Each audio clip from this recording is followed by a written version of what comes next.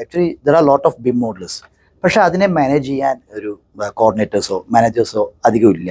നമ്പേഴ്സിൽ പറയുകയാണെങ്കിലും അധികമില്ല. എന്താ അതിനൊരു കാരണം?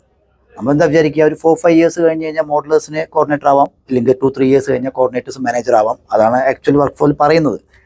പക്ഷേ യഥാർത്ഥത്തിൽ അങ്ങനെയാണോ സംഭവിക്കുന്നത്? അല്ല. എന്താ കാരണം?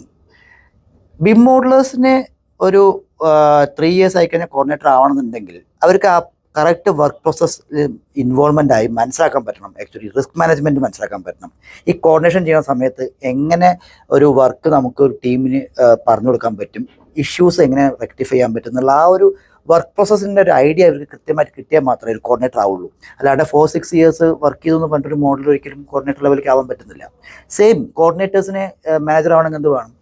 ഒരു ക്ലയൻറ്റ് ഇൻട്രാക്ഷൻസ് ആയാലും, ഒരു ബഡ്ജറ്റ് ഓറിയൻറ്റഡ് ആയിട്ടും, റിസോഴ്സ് മാനേജ്മെൻറ്റും, ഈവൻ ഒരു സ്പെഷ്യലൈസ്ഡ് ആയിട്ട് എന്തെങ്കിലും ഒരു ടൂൾ കൊണ്ടുവരാൻ പറ്റുമോ, ഇല്ലെങ്കിൽ വർക്ക് ഫ്ലോ എന്തെങ്കിലും മാറ്റങ്ങൾ കൊണ്ടുവരാൻ പറ്റുമോ എന്നുള്ള ഒരു ബ്രോഡ് ഐഡിയ, ബിമ്മിനോടൊരു പാഷനേറ്റ് ആവണം, ഡെഡിക്കേഷൻ ആവണം, ബിമ്മിൽ മാർക്കറ്റിൽ എന്തൊക്കെ നടക്കണം എന്നുള്ളതിൻ്റെ ഒരു അവയർനെസ് കൃത്യമായിട്ട് കിട്ടണം. ഇതൊക്കെയാണ് ഇവരെ ബിം മോഡലേഴ്സിൽ നിന്ന് ഒന്നും കൂടി അപ്ലിഫ്റ്റ് ആയിട്ട് കോർഡിനേറ്റർ ആവുന്നതും കോർഡിനേറ്റേഴ്സിൽ നിന്ന് ഒന്നും കൂടി അപ്ലിഫ്റ്റ് ആയിട്ട് മാനേജർ ആവാനുള്ള കാരണം. അപ്പോൾ ഒരു ലേണിംഗ് പ്രോസസ് ആണോ വെച്ചാൽ കണ്ടിന്യൂസ് ലേണിംഗ് പ്രോസസ്സാണ്.